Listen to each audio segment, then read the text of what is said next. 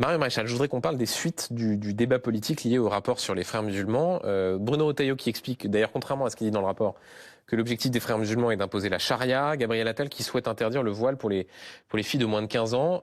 Vous qui n'arrêtez pas de dénoncer le laxisme, qui pendant votre campagne des européennes dénonciez l'islamo-droitisme, qui était un néologisme que vous aviez inventé. Bon bah là vous êtes plutôt contredite, non? Visiblement ils sont pas très éloignés des constats et du discours qui Alors a déjà, appelé l'autre. je reviens sur ce rapport, qui est bienvenu puisqu'il permet en effet de lancer le débat sur la place publique et peut-être de faire prendre conscience à un certain nombre d'élus, de responsables politiques ou de commentateurs de la gravité de la situation. Moi, je n'ai pas appris grand-chose, je ne vais pas vous mentir, pour quiconque s'intéresse au sujet depuis longtemps. Il n'y avait rien qu'on ne puisse trouver par soi-même, y compris de manière publique en creusant un peu, notamment par exemple sur le fameux IESH, cette école des frères musulmans qui se trouve en Bourgogne, dont j'ai demandé l'interdiction déjà depuis de nombreux mois et qui me poursuit d'ailleurs en justice aujourd'hui pour cela. J'ai été, je dois le dire, quand même assez étonnée par les recommandations de ce rapport. Ah bon? Il y en a trois. Voilà. Trois qui se résument, pour faire simple, au développement de l'apprentissage de la langue arabe à l'école publique, à la reconnaissance de l'État palestinien et au fait qu'il puisse y avoir des carrés musulmans dans l'ensemble des cimetières de France. Par ailleurs, pardonnez-moi, Mario Maréchal, pour avoir lu attentivement également ce rapport, ces préconisations, ils sont bien. Elles s'inscrivent dans un tableau général qui vise aussi à prendre toute une série de mesures pour éviter l'entrisme, pour fermer le cas échéant des établissements scolaires. Ce sont les trois seules recommandations qui sont présentées comme des recommandations à l'issue du rapport. Mario Maréchal, les décisions du gouvernement n'ont pas encore été prises. Excusez-moi, je trouve que ça révèle quelque chose, si vous voulez, de l'état de soumission mentale quand même de ceux qui ont pu rédiger ce rapport. Pourquoi parfois de l'administration et des politiques, parce que ce que ça... Sur l'apprentissage de la langue de l'arabe, vous préférez que ce soit dans des écoles... ce que ça insinue... que ce soit l'islam des caves plutôt que dans des établissements Qu'est-ce que ça insinue agréés? On a un rapport de 90 pages qui nous explique qu'il existe en France et en Europe d'ailleurs une confrérie islamiste secrète qui a pour objectif la conquête islamique de l'Europe. Voilà, rien que ça. Et finalement, ce qui est insinué à travers ces trois recommandations, c'est que ce serait presque de notre faute. C'est parce qu'on est une société qui est pas assez ouverte, pas assez inclusive, qui donne pas assez de place à l'islam. Et donc oui, je suis désolée, ça révèle pour moi un état de soumission mentale que je déplore. Et donc face à cela, quoi faire? Non, mais attendez, juste un point très précis, puisque vous le citiez, faciliter l'apprentissage de l'arabe. Là encore, dire qu'il vaut mieux que ce soit fait avec des professeurs dont on connaît le profil plutôt que dans des structures qui peuvent être nébuleuses. Mais excusez-moi, parce que vous croyez qu'on va développer l'apprentissage de l'arabe, ce que nous faisons déjà très largement dans l'école publique, ça empêchera les enfants d'aller dans des écoles coraniques? Non, évidemment non. La réalité aujourd'hui, c'est la maîtrise du français, avant et toute chose. Donc oui, je suis en désaccord évidemment avec cela. Je ne vois pas bien le lien qu'il y a entre les deux. On peut faire en sorte que la maîtrise du français soit meilleure sans avoir des dépositions sur la maîtrise de l'arabe. Ça n'empêchera absolument pas évidemment ces élèves d'aller dans ces écoles. Maintenant, oui, il y a des réponses à apporter. Je crois que des réponses plus vives et plus fermes que ce que j'ai pu entendre jusqu'ici. Moi, je défends d'ailleurs l'interdiction de cette idéologie des frères musulmans sur le modèle de ce qui peut se pratiquer aujourd'hui en Autriche. Bruno Retailleau dit c'est pas possible. Eh bien, d'accord, je vais vous répondre très concrètement. Je vais vous donner un exemple. À l'heure où je vous parle, il y a par exemple la possibilité sur le site de la Fnac, pardon de les citer, d'acheter des ouvrages de manière totalement directe.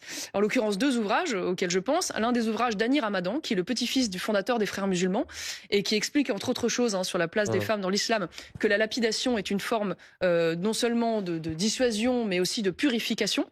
Et on retrouve également un ouvrage de Youssef Al-Qaradawi, qui est le guide spirituel des frères musulmans, ce fameux homme qui a dit, entre autres choses, avec vos lois démocratiques, nous vous coloniserons, et avec nos lois islamiques, nous vous dominerons.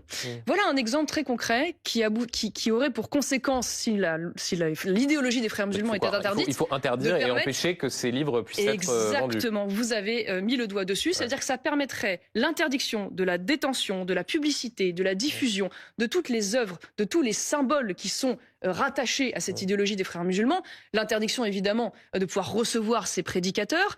Et d'ailleurs, l'Autriche, à la suite de cette interdiction, notamment en 2018, a permis d'expulser pas moins de 60 imams qui étaient considérés comme proches de cette idéologie. Est-ce que l'islam est compatible avec la République? Tous les préceptes de l'islam ne sont pas compatibles avec la République. Est-ce que l'islam, est-ce que la religion musulmane est compatible avec la République? La charia ne l'est pas, c'est évident. D'ailleurs, la charia, excusez-moi, c'est l'un des contenus de l'islam quand même. La charia n'est pas compatible pour une raison simple, c'est que d'ailleurs la Cour européenne des droits de l'homme elle-même a dit que la charia n'était pas compatible avec nos lois démocratiques. Pardonnez-moi, Marion Maréchal, il y a sans doute parmi nos téléspectateurs ce soir des Français de confession musulmane qui pratiquent leur religion de la façon la plus républicaine qui soit. Est-ce que l'islam est compatible avec la République? Oui, il y a des préceptes islamiques qui ne sont pas compatibles. Est-ce que la religion, est-ce que l'islam est compatible avec la République? Je vous apporte une réponse qui est très claire. Il y a des préceptes aujourd'hui qui ne le sont pas, c'est évident, sur l'égalité entre les hommes et les femmes. C'est difficile à dire. Non, mais parce que je veux pas jeter ça comme ça et du coup précisément donner le sentiment que parce qu'on est musulman, on pourrait, de manière irrémédiable, ne pas pouvoir être un citoyen français. Marine Le Pen dit clairement que l'islam est compatible avec la République. Donc je dis les choses très claires. Il y a des préceptes qui ne le sont pas sur l'égalité entre les hommes et les femmes, sur la possibilité de la liberté de croyance, puisque vous savez que notamment l'apostasie est très durement condamnée. Mais là, vous parlez, Marion Maréchal, d'une vision intégriste et d'une vision islamiste de la religion. Si vous me laissez aller au bout de ma phrase, je vous le dis. Et donc, évidemment, il y a des musulmans dans notre pays qui n'appliquent pas ces préceptes et qui, dans leur pratique, précisément, une immense majorité, font la part des choses, et qui, du coup, de fait, ne contreviennent pas ni à la culture démocratique de notre pays, ni à la culture française, ni à la loi en général. Et c'est heureux, bien évidemment. Mais donc, juste, pardonnez-moi, mais prononcer cette phrase, l'islam est compatible avec la République, vous ne pouvez pas le faire.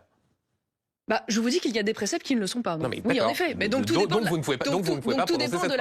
de la pratique que vous en avez. Par contre, ce dont je suis absolument convaincu, c'est que la charia, n'est pas compatible avec nos lois démocratiques. Une fois de plus, c'est pas moi qui le dis, c'est la Cour européenne des droits de l'homme. D'où le fait, d'ailleurs, et c'est pour ça que je crois qu'il faut être très ferme sur les réponses à apporter, de refuser absolument tout ce qui nous fait avancer peu ou prou vers une société charia compatible. Et notamment les offensives que nous subissons à l'école publique. On s'en souvient il y a quelques mois avec la baya, mais encore aujourd'hui avec le voile, dans les compétitions sportives. Où on voit là encore, des initiatives qui sont faites pour pousser à l'autorisation du port du voile dans le sport, alors qu'on sait que le sport, là encore, c'est dit d'ailleurs dans le rapport, est l'un des lieux de vivier de radicalisation dans lesquels nous ne saurons pas ce soir si Marion Maréchal considère que l'islam est compatible avec la République. Je ne veux pas, comment je peux vous le dire plus clairement en fait. Je veux dire oui, en l'occurrence, les préceptes de l'islam, pour un certain nombre, ne sont pas compatibles avec ni la culture française, ni les lois de la République. Maintenant, je ne vous le dis pas tel que vous souhaitez que je vous le dise, pour une raison simple, c'est que je ne veux pas donner le sentiment, en effet, aux ceux qui pratiquent cette religion, qu'ils seraient de manière irrémédiable incapables de pouvoir être des citoyens respectueux de la loi. Ce n'est pas ce que je pense. Voilà. Maintenant, ce qui est sûr, c'est qu'il faut faire la part des choses et qu'aujourd'hui, dire que le phénomène de radicalisation est un phénomène ultra minoritaire n'est pas tout à fait juste non plus. Parce qu'il y a aujourd'hui de fait, et tous les sondages le démontrent quand on interroge aujourd'hui les musulmans sur un certain nombre de sujets, une majorité considère par exemple que la laïcité est discriminatoire, une majorité défendait le port de la baya à l'école, près de 40% des jeunes lycéens musulmans ne condamnaient pas totalement l'assassinat de Dominique Bernard par un djihadiste. Donc c'est un phénomène quand même qui n'est pas uniquement ultra-marginal et qui doit nous interpeller au plus haut niveau. Est-ce que vous, puisque c'est dans le programme du Rassemblement national, défendez toujours l'interdiction du port du voile dans l'espace public ? Ah non, moi je n'ai jamais défendu l'interdiction du port du voile dans l'espace public. Déjà parce que je considère qu'il y a, je vais vous répondre après directement et vous expliquer pourquoi, je considère qu'il y a déjà beaucoup de choses sur lesquelles on peut avancer sur l'interdiction du port du voile. Je pense notamment à l'université, je pense notamment aux accompagnatrices lors des sorties scolaires. Je vous rappelle qu'à l'époque, lorsque Gabriel Attal, qui d'un coup propose l'interdiction du voile pour les moins de 15 ans, était à l'époque ministre de l'Éducation nationale, il s'était opposé à cette interdiction du voile pour les accompagnatrices scolaires. Je pense notamment, je vous en ai parlé, au fait évidemment de l'interdire dans les clubs sportifs et dans les compétitions. Maintenant, je vais vous répondre pourquoi pas dans l'espace public. Parce qu'en fait, j'en ai un peu marre que, au prétexte légitime d'ailleurs de vouloir lutter contre aujourd'hui des offensives islamistes, on se retrouve à renier mécaniquement sur les libertés individuelles et religieuses des autres religions. Parce que vous savez que dans notre pays, la loi traite également, évidemment, de toutes les religions. Et donc, quand vous prononcez une interdiction, en l'occurrence l'interdiction de signes ostentatoires dans la rue, pour une religion qui est aujourd'hui la seule qui pose problème dans notre pays, pardonnez-moi, parce qu'aujourd'hui la seule religion qui pose un problème pour une partie de sa patrie, c'est l'islam. C'est pas le bouddhisme, c'est pas le catholicisme, c'est pas le judaïsme. Quand vous dites c'est pas la religion, c'est la pratique rigoriste. C'est exactement ce que je suis en train de vous dire. Ce que je suis en train de vous dire, ça veut dire que la seule religion aujourd'hui qui pose problème dans une partie de sa pratique, c'est le terme que j'ai employé, c'est l'islam. Il n'y a pas d'autre religion. Et donc, au prétexte de vouloir précisément lutter contre cette dérive de cette pratique rigoriste de l'islam, on va donc rogner sur les libertés religieuses et individuelles du catholicisme, du judaïsme. Non mais excusez-moi, je pense ce que je pense, je dis ce que je dis, et voilà. Et donc je considère qu'aujourd'hui, je ne veux pas aller sur cette proposition, ce qui ne m'empêche pas de vouloir évidemment être extrêmement ferme, vous l'aurez noté, sur le refus des accommodements raisonnables en toutes circonstances, qui a quand même été la pratique dominante de nos gouvernants depuis maintenant des décennies.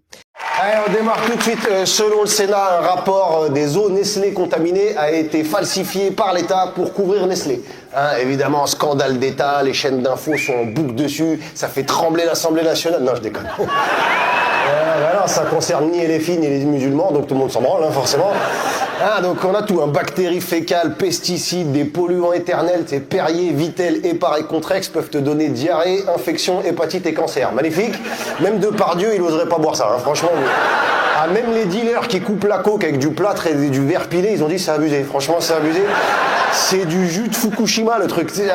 À long terme, ça te fait pousser des ovaires sur les lampadaires. Faut vraiment pas boire ça. Nestlé, attention, c'est les Suisses, c'est les gentils, c'est les neutres, c'est les polis, c'est les bienveillants. Eh ben, ils chient dans l'eau, les bienveillants. Et ils demandent à l'État français de tirer la chasse. Tout le monde était complice, la Nestlé, le gouvernement, les agences sanitaires. Les seuls qui n'étaient pas au courant, c'est nous, en fait. Les couillons du siècle, c'est nous. Ils nous ont mis du plastique dans la bouffe, des PFAS dans les casseroles, des particules fines dans l'air. Et nous, on est là, tiens, j'ai 4 tumeurs et j'ai que 35 ans. Quelle malchance. D'après le rapport, plusieurs ministres étaient au courant que Nestlé mettait des bactéries dans les bébés et les grands-mères. Donc il y avait Pannier-Runacher, Véran, Braun, Elisabeth Borne, c'est le MCU, le Macron Corruption Universe. Et sans oublier le numéro 10, l'homme du match, Bruno Le Maire. Il savait aussi. Bruno Le Maire, il en rate pas une. Tu sais, c'est Nicolas Bedos sous votre carré de boule, un enterrement de vie de jeune fille. Vraiment, faut pas le laisser là.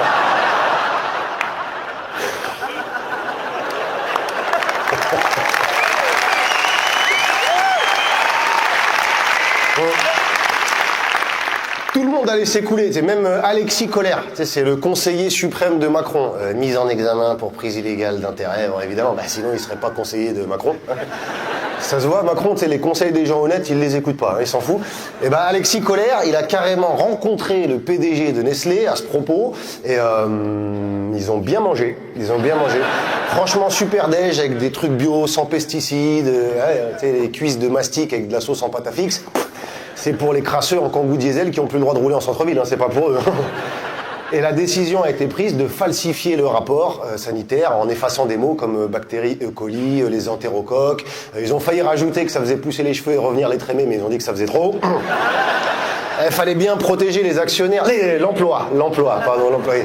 Et le fameux chantage à l'emploi dès qu'un industriel se fait choper en nous vendant de la chiasse.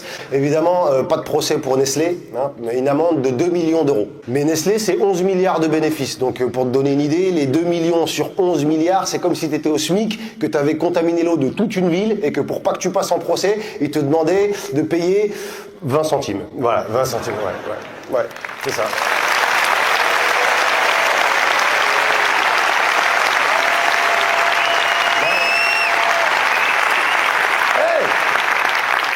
Mais ça se passerait pas comme ça. Toi, dans la vraie vie, tu voles une bouteille de Perrier avec laquelle il t'empoisonne, c'est comparution immédiate, directe. Du coup, j'ai une question. Est-ce que la corruption des dirigeants et la mise en danger des citoyens, est-ce que ça compte dans le calcul de l'insécurité? Parce que c'est pas le migrant qui traîne dehors qui va me filer un cancer des couilles, on est d'accord? Hey.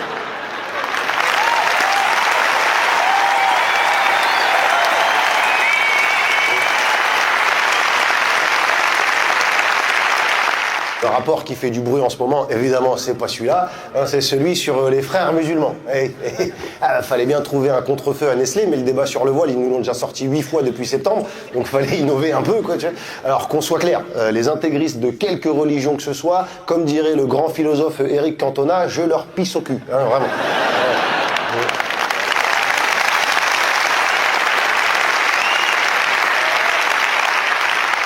Je dirais même, je leur pisse au cul après avoir bu du Perrier. Comme ça, on est sûr.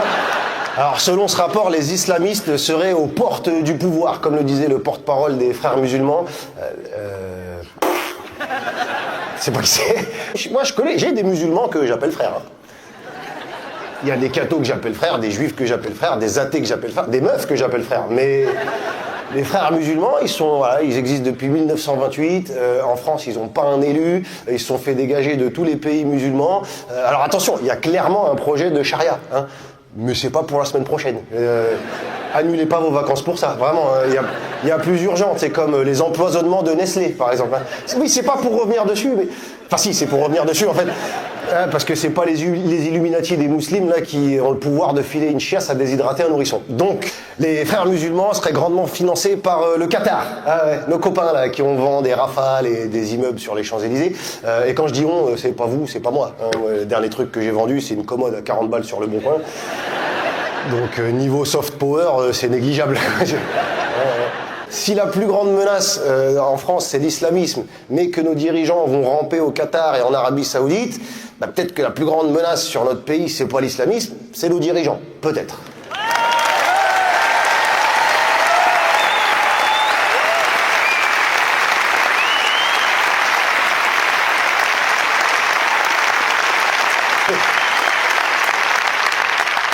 Tu m'étonnes qu'ils condamnent du bout des lèvres ce qui se passe à Gaza. Non seulement c'est des musulmans, pauvres, loin et qui meurent. T'appelles ça un génocide, ils appellent ça une bonne nouvelle.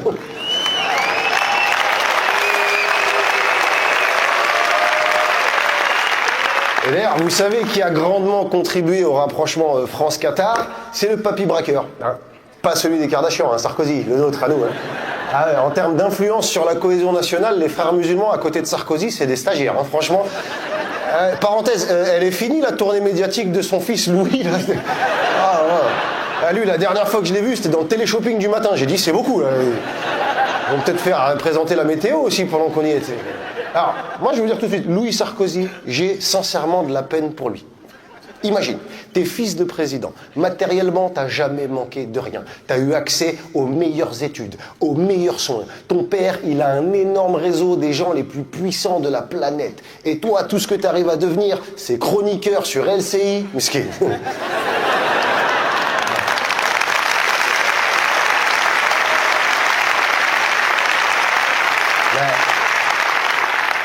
Et encore, hein, c'est parce que Bouygues, le proprio de la chaîne, c'est ton parrain.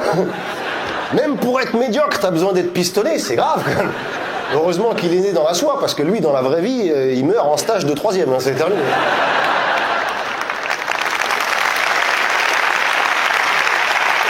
Alors, attention, Louis Sarkozy n'est pas responsable de ce qu'a fait son père. Hein. On peut pas toujours corréler les pères et les fils. Ça me ferait chier pour Guy Bedos.